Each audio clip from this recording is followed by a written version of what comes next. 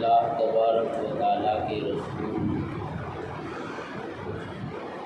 جناب نبی کریم صلی اللہ علیہ وسلم کے بعد سے جب سے اسلامی خلافت کا خاتمہ ہوا ہے، امت مسلمہ مسلسل میدان جنگ میں ہے۔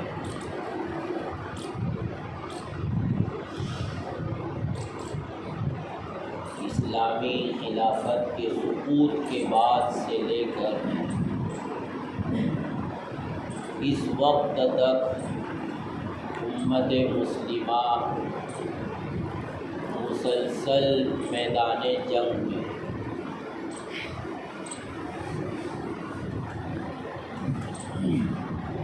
البتہ ایک جنگ تو تلوار اور نیزوں کے ذریعے ہوتی ہے، ہتھیاروں کے ذریعے ہوتی ہے، جس جنگ کے نتیجے میں لوگ قتل ہوتے ہیں، لوگوں کی جانیں جاتی ہیں، خون بہتا ہے، آبادیاں اجڑتی ہیں، بستیاں اور شہر تہس نہس ہوتے ہیں۔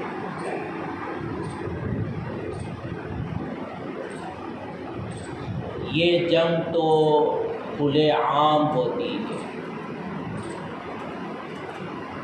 اور اس جنگ میں دشمن نظر آتا ہے، دشمن کے ہتھیار نظر آتے ہیں، دشمن کے اسباب اور اس کی سازشیں بہت حد تک معلوم ہوتی ہیں، اور اپنی طاقت اور قوت کے بلبوتے اس جنگ میں لڑنا مقابل کے لیے آسان ہوتا ہے۔ لیکن ایک جنگ ہوتی ہے نظریاتی جنگ، فکری جنگ، جس کو آئیڈیالوجیکل وار کہا جاتا ہے، جس کو عربی میں الغزو الفکری کہتے ہیں۔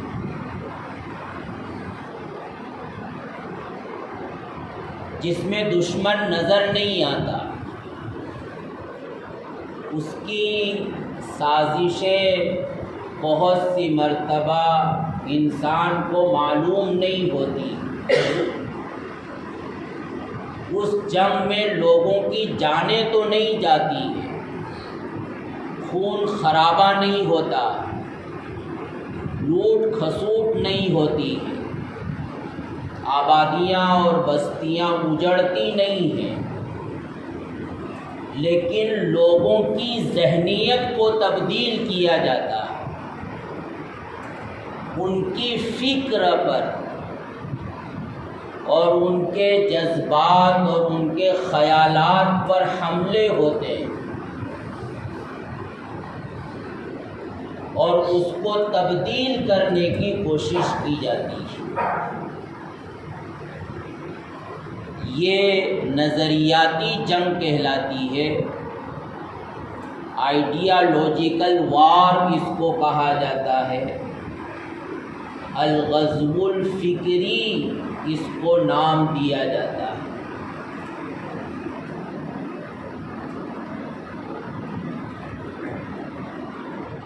اسلام کو اور اسلام کے ماننے والوں کو ہمیشہ دونوں قسم کی جنگ کا سامنا رہا ہے۔ ہتھیاروں والی جنگ کا بھی مقابلہ مسلمانوں نے کیا ہے، لیکن دشمن نے جب یہ دیکھا کہ ہتھیاروں اور اسلحوں کے ذریعے جو جنگ کی جاتی ہے اس میں خون خرابہ تو ہوتا ہے،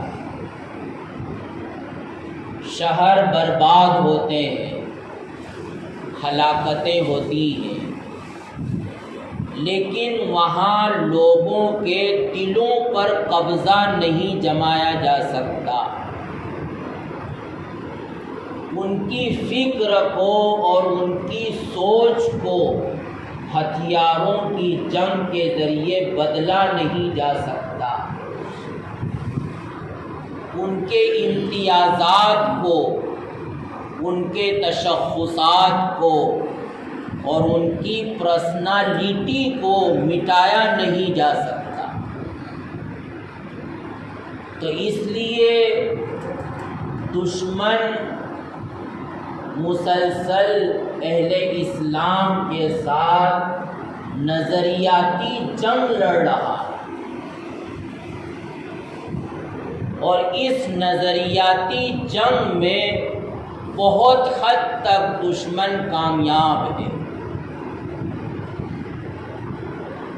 کیونکہ اگر ہم جائزہ لیں تو آج امت مسلمہ کا حال یہ ہے کہ وہ خاندانی نسبتوں کی بنیاد پر اپنے آپ کو مسلمان سمجھتی ہے، اور معاشرے اور سوسائٹی کے دباؤ کی وجہ سے کچھ اسلامی رسومات کو بھی ادا کر لیتی ہے۔ نکاح اسلامی طریقے پر کر لیا جاتا ہے، میت کی تجہیز و تکفین اسلامی رسم کے مطابق کر لی جاتی ہے، یا اس سے آگے بڑھ کر جمعہ کی نماز پڑھ لی جاتی ہے، یا عیدین میں شرکت کر لی جاتی ہے اور اسلامی تہوار کے طور پر اس کو منا لیا جاتا ہے۔ لیکن اس کے علاوہ ان کی زندگی میں اسلام نظر نہیں آتا، ان کے معاملات میں اسلام نظر نہیں آتا، ان کی معاشرت اور رہن سہن میں اسلام نظر نہیں آتا، ان کے اخلاق میں اسلام نظر نہیں آتا، ان کی سیاست میں اسلام نظر نہیں آتا، بلکہ مسلمانوں کا ایک بڑا طبقہ جو دنیاوی اعتبار سے ایجوکیٹڈ طبقہ کہلاتا ہے، تعلیم یافتہ طبقہ کہلاتا ہے، جن کے پاس دنیاوی تعلیم کے اعتبار سے کوئی ڈگری ہوتی ہے تو وہ اپنی فکر کے اعتبار سے، اپنی سوچ کے اعتبار سے، اپنے خیالات کے اعتبار سے، اپنے جذبات کے اعتبار سے مسلمان نظر نہیں آتا۔ ان کے پاس بیٹھ کر اگر ہم اس سلسلے میں گفتگو کریں تو صاف طور پر معلوم ہوتا ہے کہ یہ لوگ مرتد ہو چکے ہیں۔ اسی کو ذہنی اور فکری ارتداد کہا جاتا ہے، جو انسانوں کے درمیان دبے پاؤں چلا آتا ہے اور لوگ اس کا شکار ہو جاتے ہیں، لیکن لوگوں کو پتہ نہیں چل پاتا کہ ہم واقعتاً مسلمان ہیں بھی یا نہیں۔ وہ خود بھی چند رسومات کی بنیاد پر اپنے آپ کو مسلمان سمجھ رہے ہوتے ہیں، اور سوسائٹی میں، معاشرے میں ان کے نام کی وجہ سے، ان کے خاندان کی وجہ سے، جمعہ اور عیدین میں ان کی شرکت کی وجہ سے، اور مسلمانوں کے قبرستان میں ان کی تدفین کی وجہ سے ان کو اسلام کے ساتھ وابستہ یا مسلمان سمجھ لیا جاتا ہے، لیکن حقیقت میں ان کا اسلام کے ساتھ کوئی تعلق نہیں ہوتا۔ آخرت کے متعلق ان کے خیالات واضح نہیں ہوتے، اسلام کے بنیادی عقائد پر ان کا یقین نہیں ہوتا، رسالت کے تعلق سے ان کو بنیادی معلومات نہیں ہوتی، قرآن اور وحی الہی کی حقیقت ان کے دل و دماغ میں نہیں ہوتی، بلکہ وہ ان تمام چیزوں کے سلسلے میں شک اور شبے میں مبتلا ہوتے ہیں۔ بہت سے مسلمان ہیں جو قرآن کے متعلق یہ سمجھتے ہیں کہ یہ محمد صاحب کی لکھی ہوئی کتاب،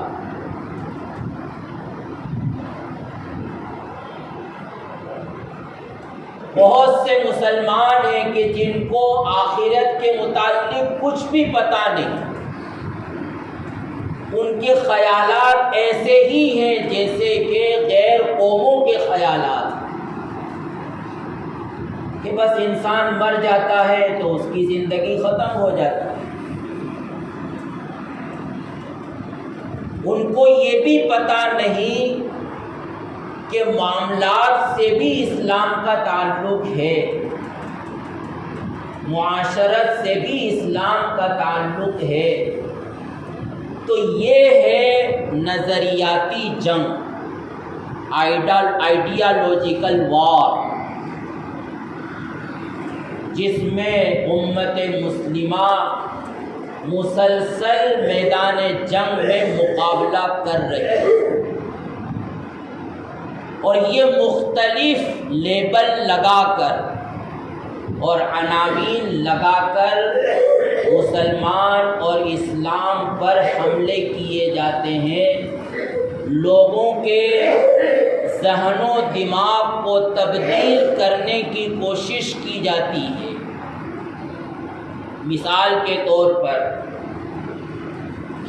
کہا جاتا ہے کہ یہ تو سائنس اور ٹیکنالوجی کا دور ہے،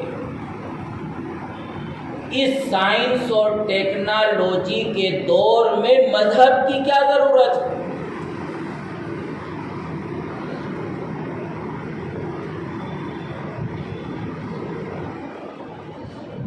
روشن خیالی کا دور ہے، اس روشن خیالی کے دور میں گھسے پیٹے برسوں پہلے آئے ہوئے مذہب کو اپنانے کی کیا لوجک ہے؟ اب ایک عام آدمی جو دین کی حقیقت سے واقف نہ ہو تو اس کے ذہن میں یہ بات بیٹھ جاتی ہے، اور وہ سمجھتا ہے کہ واقعہ تو یہی ہے۔ جب یہ سائنس اور ٹیکنالوجی کا دور ہے، سائنس ہر چیز کی حقیقت بتلا رہی ہے، ٹیکنالوجی کے ذریعے دنیا کے لوگوں پر تسلط حاصل کیا جا رہا، تو آخر مذہب کی کیا ضرورت ہے؟ لیکن دوستو، معلوم ہونا چاہیے کہ جو مذاہب جن کے یہاں توہم پرستی ہے،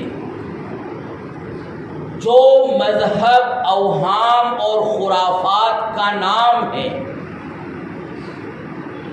جہاں غیر معقول رسمیں مذہب کی حقیقت میں داخل ہیں، جہاں یہ کہہ سکتے ہیں کہ اندھ بھکتی ہے، اپنے باپ داداؤں کے رسوم کی اندھی تقلید ہے، ان کو تو یہ ضرور کہا جائے گا کہ یہ سائنس اور ٹیکنالوجی کا دور ہے، اور اس سائنس اور ٹیکنالوجی کے دور میں اس توہم پرستی کے خیالات، اوہام و خرافات اور اندھ بھکتی کی کسی طرح کوئی گنجائش نہیں ہو سکتی۔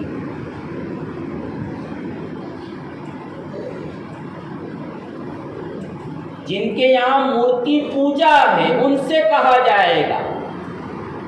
جو شنگ شیو لنگ کی پوجا کرتے ہیں ان سے کہا جائے گا، لیکن دین اسلام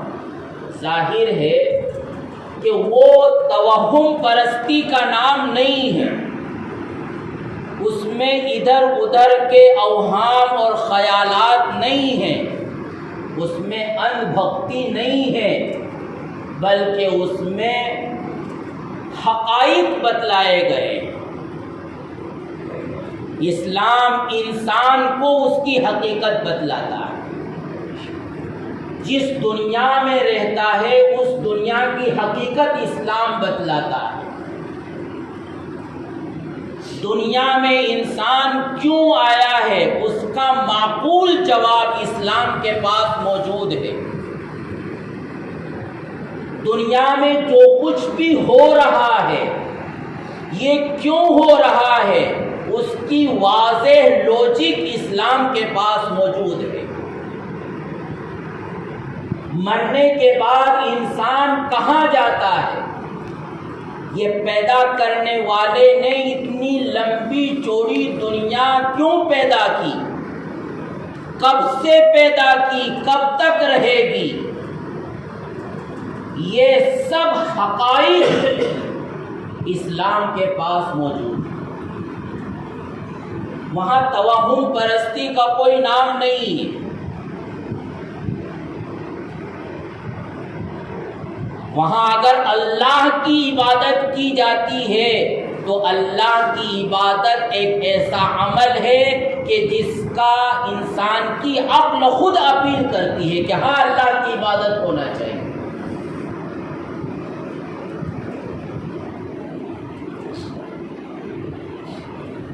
تو یہ چیز اسلام پر صادق نہیں آتی کہ سائنس اور ٹیکنالوجی کے دور میں مذہب کی ضرورت نہیں۔ دوسری بات یہ ہے کہ سائنس اور ٹیکنالوجی وہ مادیت کے میدان میں ترقی کر رہی ہے۔ جو چیزیں نظر آتی ہیں وہ بتلاتی ہیں، یا انسان کے جسم کے تقاضے کو وہ پوری کرتی ہے۔ یہ جسم کو گرمی کی ضرورت ہے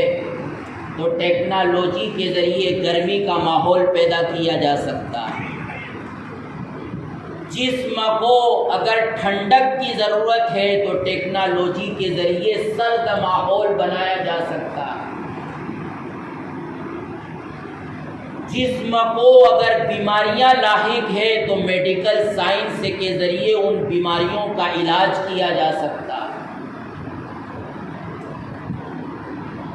جسم کو اگر دنیا کے مشاہدے کی ضرورت ہے تو ٹیکنالوجی کے ذریعے انسان اپنے گھر بیٹھے پوری دنیا کا مشاہدہ کر سکتا ہے۔ لیکن سائنس اور ٹیکنالوجی روحانیت کے میدان میں کوئی کام نہیں کرتی۔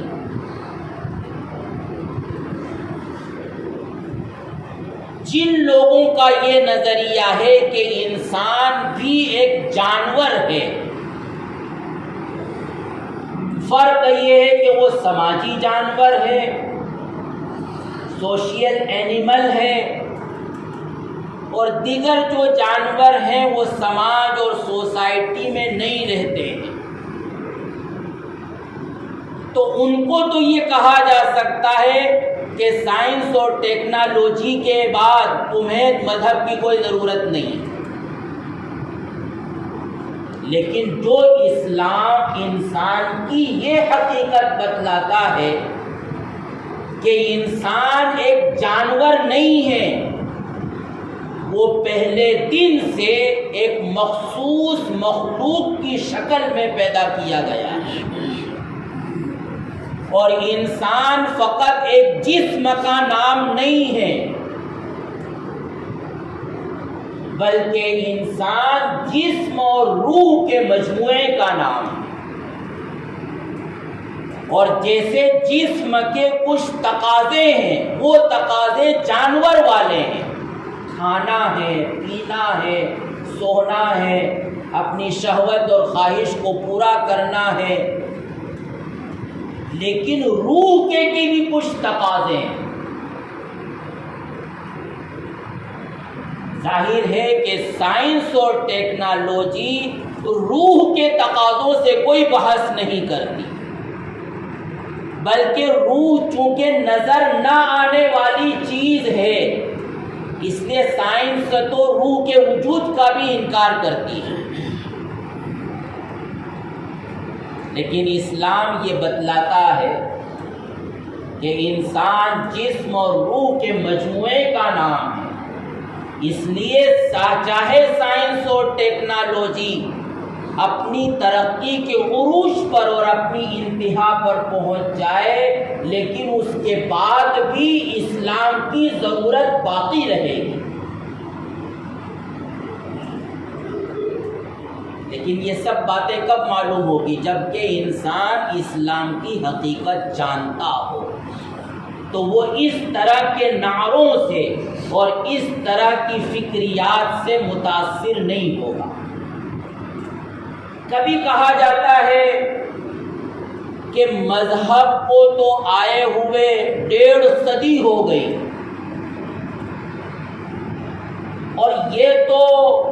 ترقی یافتہ دور ہے، ماڈرن ایج ہے، روشن خیالی کا دور ہے، اور ظاہر ہے کہ ایک معتد بھی زمانہ گزرنے کے بعد قوانین بدل جاتے ہیں، تو اس روشن خیالی کے دور میں برسوں پہلے آئے ہوئے مذہب کو اپنانے کی کیا لوجک ہے؟ اسی لیے اس دور میں بھی جو مذہب کا نام لیتے ہیں تو ان کو کہا جاتا ہے کہ یہ دقیانوسی خیال کے لوگ ہیں، یہ قدامت پرست لوگ ہیں، یہ اندھی تقلید کرنے والے لوگ ہیں، پرانے قسم کے خیالات پر آج بھی جی رہے ہیں، حالانکہ یہ تو روشن خیالی کا دور ہے۔ اب ظاہر ہے کہ جس کو اسلام کی حقیقت معلوم نہ ہو تو وہ اس طرح کی باتوں سے ضرور متاثر ہوگا، اور وہ بھی ان کی ہاں میں ہاں ملائے گا اور کہے گا کہ بات تو بہت معقول ہے، بات تو صحیح ہے۔ 1 سال 2 سال اور 10-20 سال کے بعد قوانین بدلنے کی ضرورت پڑتی ہے، تو اسلام کو اگر اللہ کے رسول صلی اللہ علیہ وسلم سے مانا جائے تو بھی 1500 سال گزر چکے ہیں، تو اب اس کو اپ ڈیٹ کرنے کی کیوں ضرورت نہیں ہے؟ اور اس وقت کی جو باتیں ہیں آج وہ کیسے اپنائی جا سکتی ہے، اور اس زمانے میں اس کو کیسے اپلائی کیا جا سکتا ہے؟ یہ باتیں باقاعدہ پڑھائی جاتی ہیں یونیورسٹیوں میں، کالجز میں، اور اس کی وجہ سے انسان اسلام سے برگشتہ ہو جاتا ہے، اس کا ذہن، اس کی فکر اور اس کی سوچ بدل جاتی ہے، اور پھر وہ مذہبی لوگوں کو اسی نظریے سے دیکھنے لگتا ہے کہ 1400 سال پہلے کی باتیں کر رہے ہیں یہ لوگ، آج کوئی چلنے والی نہیں ہے یہ۔ لیکن ظاہر ہے کہ اسلام اولاً تو پہلی بات تو یہ ہے کہ کسی انسانوں کے بنائے ہوئے قانون کا نام نہیں، اسلام خالق کائنات کے بنائے ہوئے قانون کا نام، وہ خالق کائنات کہ جس کی نظر میں آج اور کل یکساں ہوتا ہے، گزشتہ اور آنے والا وہ سب کے سب اس کے نزدیک برابر ہے۔ وہ خالق کائنات کہ جو گزشتہ کو جس طرح جانتا ہے وہ آئندہ زمانے کو بھی اسی طرح جانتا ہے۔ وہ خالق کہ جس نے انسان کو پیدا کیا، اس نے انسان کی فطرت کو پیدا کیا، وہ خود انسان کی ضروریات کو پیدا کرنے والا ہے۔ وہ جانتا ہے کہ آج کے انسان کی کیا ضرورت ہے اور آئندہ کل کے انسان کی کیا ضرورت ہوگی۔ اس خالق و مالک کا یہ قانون ہے جس کو اسلام کہتے ہیں۔ ہاں، انسانوں کا بنایا ہوا کوئی مذہب ہے تو یقیناً زمانے کے گزرنے کے ساتھ اس کو اپڈیٹ کرنے کی ضرورت پڑے گی، اور زمانے کے گزرنے کے بعد وہ قابل عمل نہیں رہے گا۔ زمانوں کے تقاضوں کے مطابق اس کو اپلائی کرنا، نافذ کرنا دشوار ہوگا، لیکن یہ اللہ کا بنایا ہوا قانون، اس کے متعلق یہ خیال کرنا در حقیقت اسلام سے ناواقفیت اور اسلام کے بنانے والے اللہ اور خالق و مالک سے ناواقفیت کی دلیل۔ اور دوسری بات یہ ہے کہ اسلام دین فطرت ہے، وہ دین ہے جو انسان کے نیچر کے مطابق ہے، اور ظاہر ہے کہ نیچر بدلا نہیں کرتا، فطرت میں تبدیلی نہیں آتی۔ آج کا انسان اور آج سے صدیوں پہلے کا انسان، دونوں انسان کی طبیعت اور فطرت کے تقاضوں میں یکسانیت ملے گی۔ برسوں پہلے کی تاریخ اگر محفوظ ہو اور اس زمانے کے انسان کی ہسٹری کا اگر مطالعہ کیا جائے تو وہ انسان بھی منہ سے کھاتا تھا، وہ انسان بھی زبان سے بولتا تھا، وہ انسان بھی پیروں سے چلتا تھا، وہ انسان بھی اسی طرح گفتگو کرتا تھا۔ تو نیچر میں اور فطرت میں اور طبیعت میں تبدیلی نہیں ہوتی، اور اسلام چونکہ دین فطرت ہے اس میں بھی کسی طرح کی کوئی تبدیلی نہیں ہوگی، اس کو اپڈیٹ کرنے کی ضرورت نہیں ہے، وہ خود بخود زمانے کے تقاضوں کے ساتھ اپڈیٹ ہونے کی صلاحیت رکھتا ہے۔ اسی لیے اس سائنس اور ٹیکنالوجی کے دور میں بھی دنیا کے مذاہب کے درمیان اگر کوئی مذہب ٹکا ہوا ہے، جمع ہوا ہے، اور ہر ایک سوال کا جواب دینے کے لیے تیار ہے، تو وہ فقط اور فقط ایک واحد مذہب اسلام ہے۔ تو بہرحال اس طرح کے